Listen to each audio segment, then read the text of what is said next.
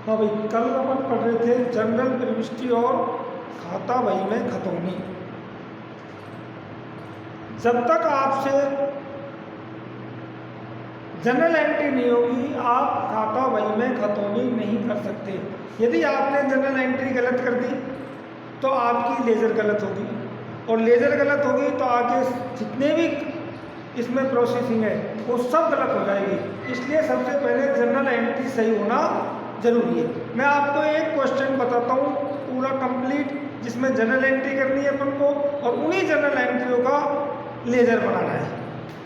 तो इसमें क्वेश्चन है एक, निम्नलिखित व्यवहारों को ओसवाल एंड कंपनी की पुस्तकों में जनरल प्रविष्टि दीजिए तथा उपयुक्त खातों में खतौनी करके उन्हें संतुलित भी कीजिए। संतुलित करना बाद में बताएंगे, पहले जनरल एंट्री और लेज़र बता देते हैं। तो सबसे पहले है जुलाई 2014, जुलाई 1 नगद से व्यापार प्रारंभ किया। इसकी एंट्री होगी कैश अकाउंट डीआर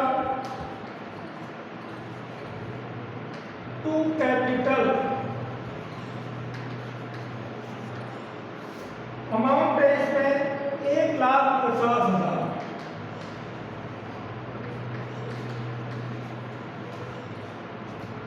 दूसरी है जुलाई 2,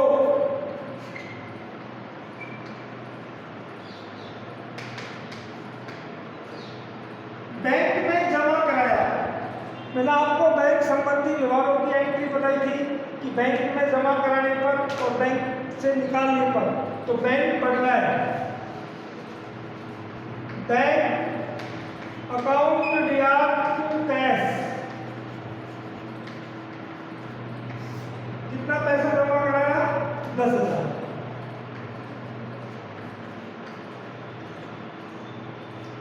यह एंट्री सभी इन्हीं सबकी लेजर बनेगी, इसलिए इनको सबको लिखना है।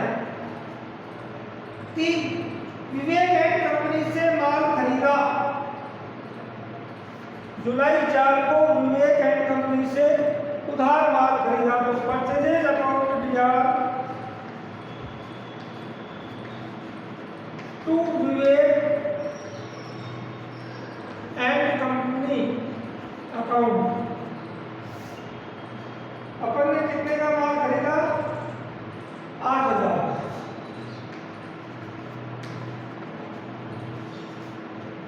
उसके बाद देवेंद्र को नगद माल बेचा। नगद माल बेचने तो कैश आ रहा है, cash account D R to sales, और नगद माल बेचा 4,000।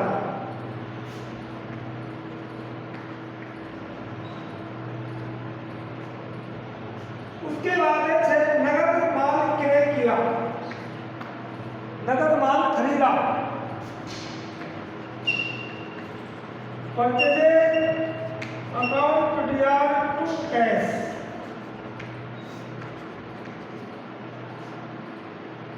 2,000।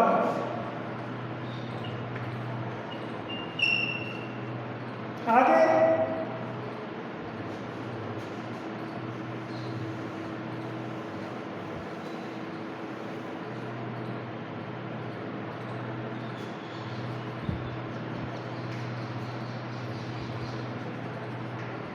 के बाद है 7, अनुराग को माल बेचा। जुलाई 7 अनुराग को माल बेचा। तो अनुराग अकाउंट डीआर टू सेल्स, अनुराग को माल बेचा 3,000।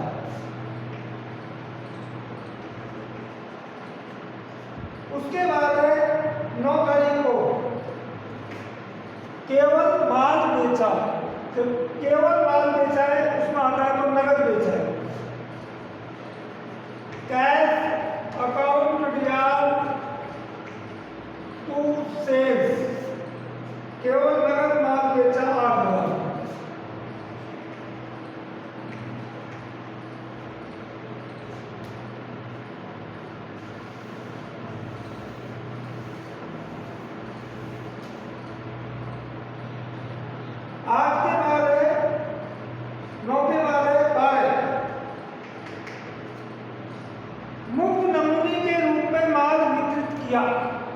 यानी विज्ञापन के लिए फ्री सैंपल, तो इसकी एंट्री हम फ्री सैंपल अकाउंट या टू परचेजेज भी कर सकते हैं और एडवर्टाइजमेंट अकाउंट या टू कैश को परचेजेज भी कर सकते हैं। तो आप इसको फ्री सैंपल कर दो, फ्री सैंपल अकाउंट या टू परचेजेज। ये वो एंट्री है जब परचेजेज को शेयर किया जाता है, यानी परचेजेज को क्रेडिट किया जाता है। तो मैंने 5 प्रकार की प्रविष्टियां बताई थी कि 1000 उसके बाद है जुलाई 13 नगद माल क्रय किया 10% व्यापारिक बट्टा और 8% नगद बट्टे पर। समझ लो इसको, 20,000 रुपये का माल था जिसको 10% व्यापारिक बट्टा यानी 2,000 रुपये व्यापारी, इसको बोलते हैं 10% ट्रेड डिस्काउंट। तो सेल्स कितने का किया 18, लेकिन 18,000 रुपये का हमने नगद बेचा है, इसलिए उसको 8% कैश डिस्काउंट दिया है। कैश तो 18,000 का 8% लगेगा, 1,440। तो नगद माल खरीदा है तो एंट्री होगी परचेजेज अकाउंट या कितने का परचेजेज 18,000 टू कैश और टू डिस्काउंट। डिस्काउंट कितने का था 1,440।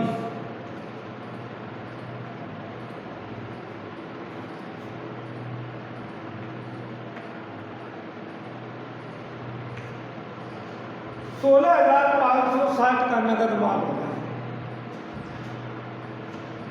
उसके बाद है 15 सत्य प्रकाश से 60,000 रुपये का प्लांट क्रय किया। प्लांट को फैक्ट्री तक लाने का गाड़ी भाड़ा 4 और स्थापना व्यय 2,000 रुपये चुकाए। किसी भी संपत्ति को खरीदने पर, किसी संपत्ति को क्रय करने पर, क्रय करने से उसको स्थापित करने तक के समस्त व्यय पूंजीगत प्रवृत्ति के माने जाते हैं। यानी कैपिटलाइजेशन पूंजीगत व्यय है, इसलिए उनको संपत्ति की लागत में ही जोड़ा जाएगा।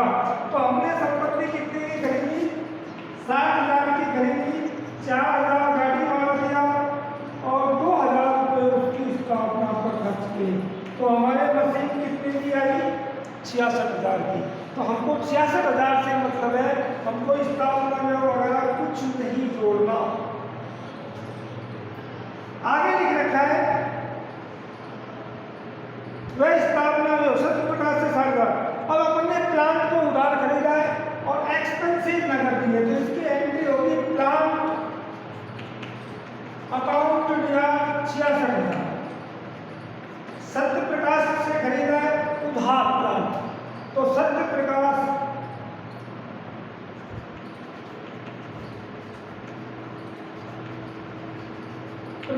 एंड कंपनी है इसमें।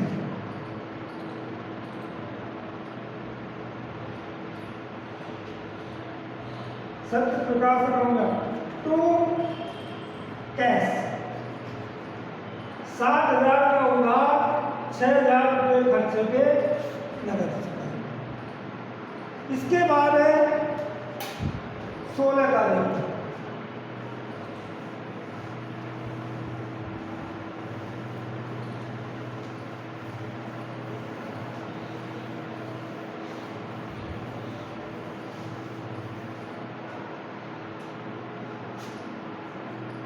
जुलाई 16। मुकेश को वेतन चुकाया। ये मैं पहले ही बता चुका हूँ, यदि किसी में चुकाया शब्द आ जाता है तो इसका मतलब वो नगद ही चुकाया जाता है। सैलरी हम किसको दे रहे हैं, मुकेश को, रमेश को, महेश को, इससे कोई प्रभाव नहीं पड़ता। एंट्री होगी सैलरी अकाउंट या टू कैश कितना चुकाया? 2000।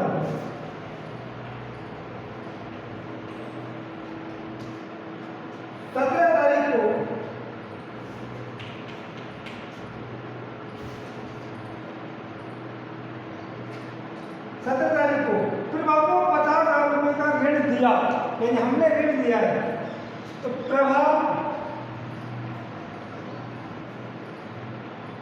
अकाउंट ब्याज टू कैश, यहाँ प्रभाव लोन लिख सकते हैं, ज्यादा अच्छा है। प्रभाव लोन अकाउंट ब्याज टू कैश अकाउंट कितने का गया है? 50,000।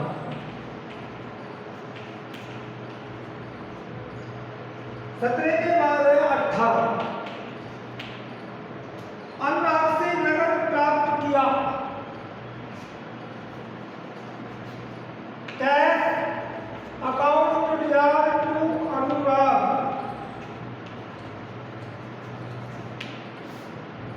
अनुराग से प्राप्त किया 1500 रुपये। इसके बाद अनुराग ने वह माल लौटाया 21 जुलाई। अनुराग ने वह माल लौटाया जो नमूने के अनुसार नहीं था, यानी परचेजेस रिटर्न। तो हम एंट्री करेंगे अनुराग अकाउंट ब्याज टू परचेजेस रिटर्न।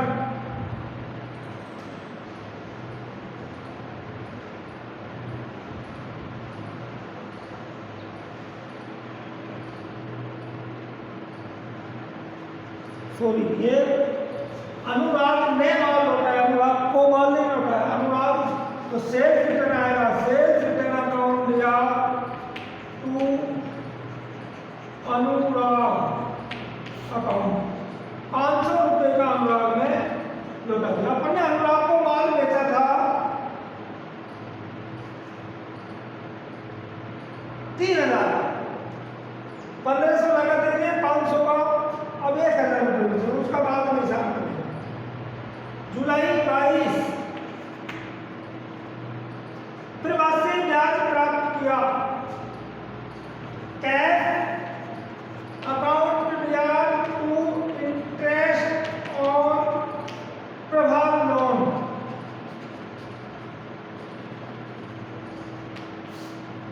प्रवास से लोन का जो दिया था उसमें कितना ब्याज मिला हमें? 2000। आगे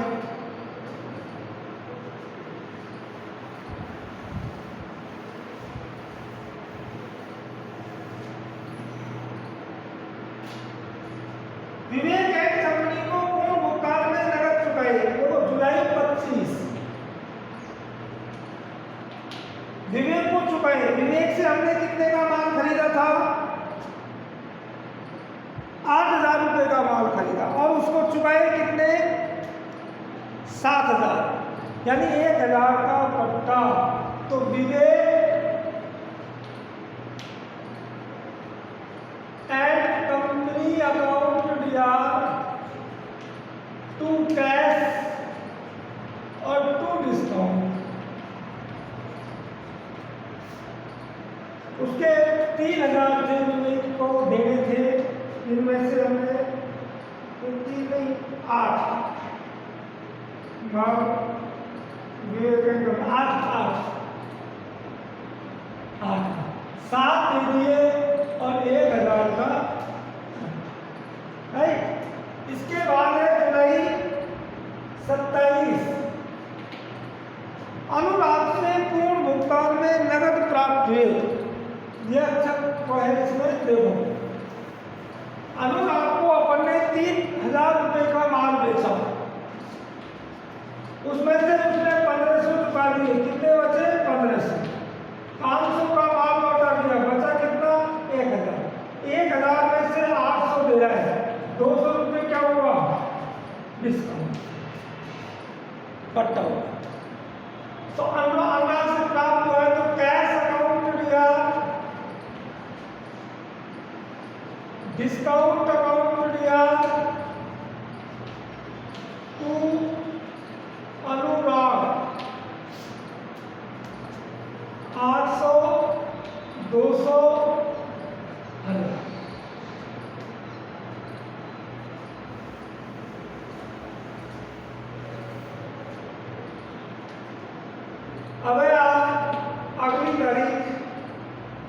31।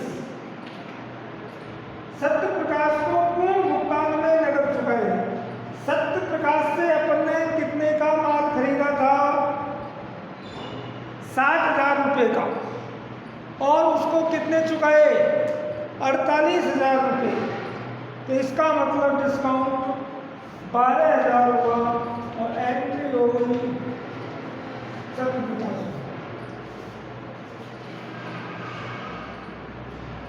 सत्य प्रकाश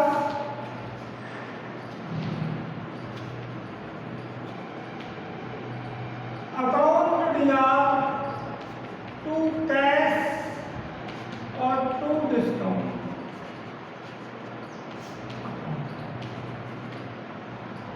सत्य प्रकाश ने 60,000 की मशीन खरीदी थी, उसमें से उसको पूर्ण भुगतान में 48,000 चुका दिए और 12,000 का उससे बचका प्राप्त कर लिया। ये आपकी जनरल एंट्री है। अब इन जनरल एंट्रियों का लेजर कैसे बनाएंगे, ये है इसमें। ये सभी जनरल एंट्रियों का लेजर बनेगा, एक एक एंट्री का लेजर बनेगा। तो कैसे बनेगा?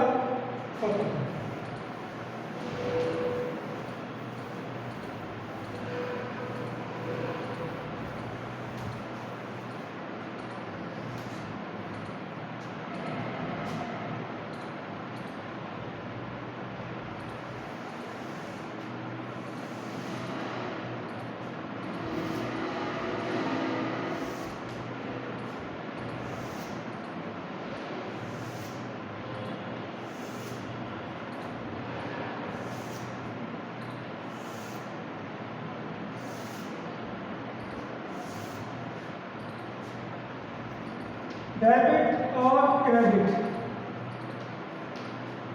इसमें आपको पहली लेजर में लिखना पड़ेगा।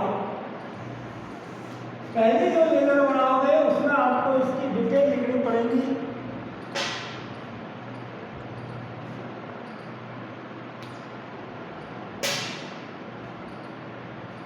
डेट, पर्टिकुलर्स, JF, अमाउंट, फिर डेट, पर्टिकुलर्स, JF और अमाउंट। यानी इसमें दो भाग होते हैं, कभी तो बताया, एक डेबिट और एक क्रेडिट।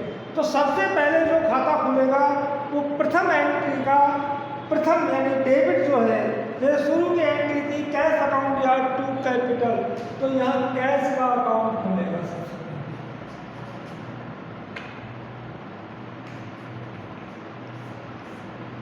जुलाई 2014 सबसे पहली एंट्री थी कैश अकाउंट या टू कैपिटल अकाउंट 1,50,000। दूसरी कैश की एंट्री देखेंगे तो बैंक में जमा कराया था जुलाई 2,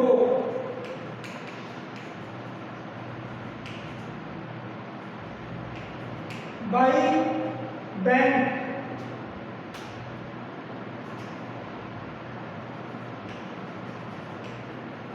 बैंक में कितना कराया? 10,000।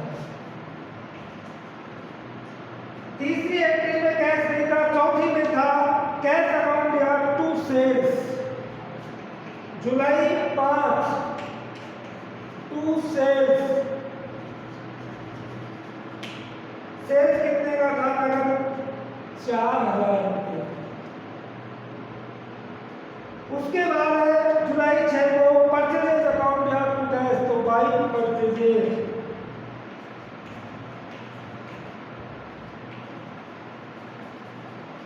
Purchases account,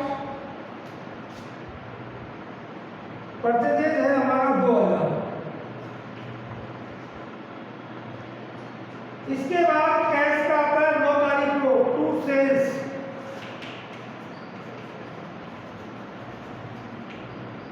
8,000।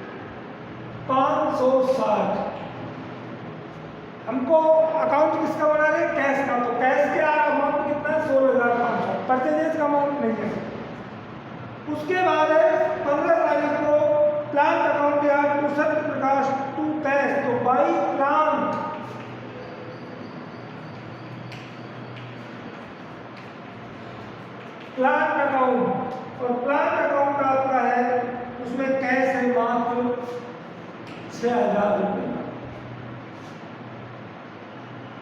अब आ जाओ 16 तारीख को सैलरी अकाउंट या टू कैश। 16 तारीख को तो 22 सैलरी कितनी चुकाई? 2,000। इसके बाद है 17 तारीख को प्रभात लोन 22 प्रभात लोन 50,000 रुपये का लोन दिया।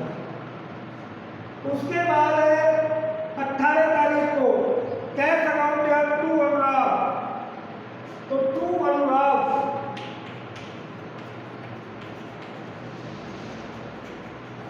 अकाउंट, अनुराग से कितना पैसा प्राप्त हुआ? 1,500 रुपये। इसके बाद है 21 तारीख को कैश की नहीं है, 22 को टू इंटरेस्ट ऑन लोन,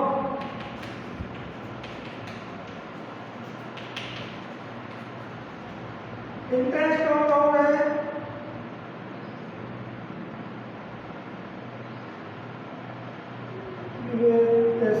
2,000 रुपये। इसके बाद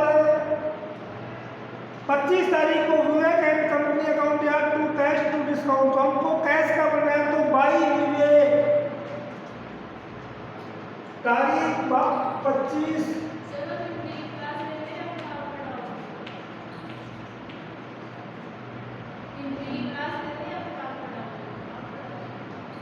विवेक अकाउंट, विवेक में कैश के अकाउंट में 7,000। उसके बाद है 27 तारीख को कैश अकाउंट या डिस्काउंट अकाउंट या टू अनुराग, तो जुलाई 27 को 22 इससे पैसे प्राप्त हुए 27 को टू अनुराग कैश में 800 रुपये। उसके बाद है सत्य प्रकाश अकाउंट या टू कैश, तो 22 सत्य प्रकाश 31 तारीख को 22 सत्य प्रकाश,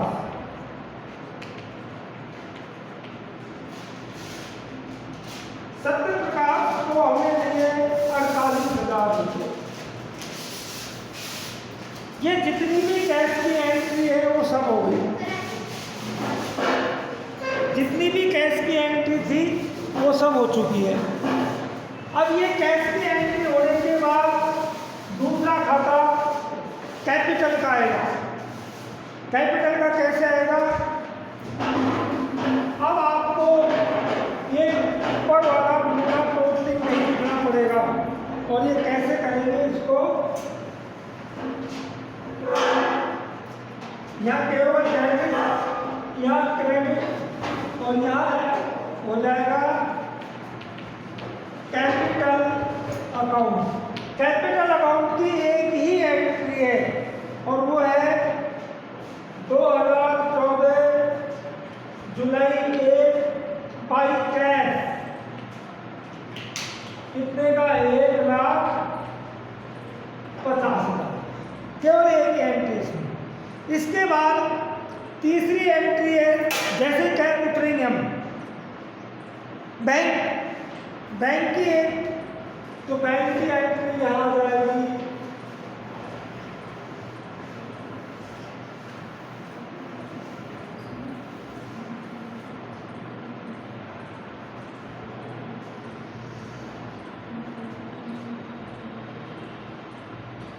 बैंक अकाउंट।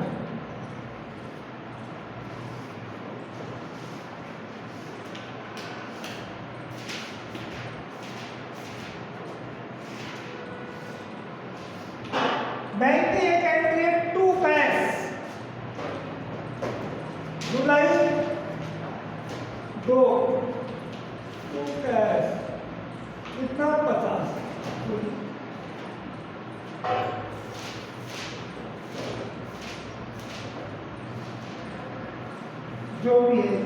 लिख दिया।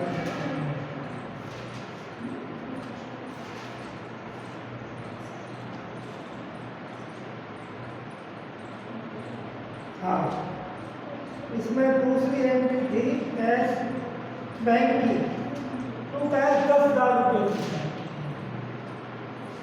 उसके बाद तीसरी एंट्री देखते जाइए, करते जाइए। तीसरी एंट्री थी इसमें कैश की हो चुकी थी, परचेजेज की आएगी, फिर विवेक की आएगी, फिर सेल्स की आएगी, फिर अनुराग का आएगा अकाउंट, फिर फ्री सैंपल का आएगा।